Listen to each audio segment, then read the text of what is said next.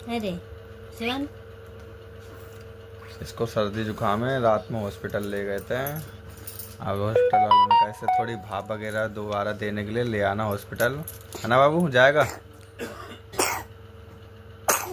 बच्चों को हो जाती है दिक्कतें, क्योंकि सांस नली ना काफ़ी बारीक होती है। जो बड़े लोग होते हैं वो तो अपने आप से हैंडल कर लेते हैं, छोटे बच्चे नहीं कर पाते ना, छिनक नहीं पाते, नाक साफ खुद से नहीं कर पाते हैं।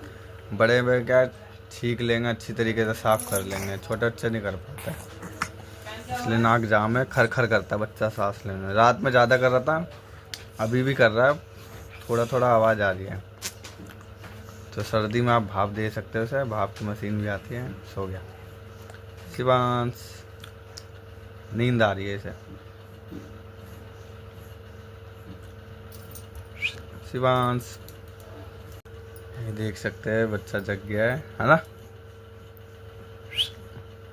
डॉक्टर ने भाप दी थी कल, दवाई वाली, सलाइन वाली दी होगी नॉर्मल। ज़्यादा ब्लॉकेज होती है तो वो दवाई देते हैं, स्टेरॉइड कहते हैं इसे, है ना। भाप दी थी डॉक्टर ने, सुबह दोबारा बुलाया है।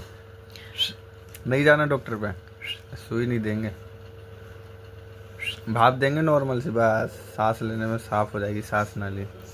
है खुश हो गया।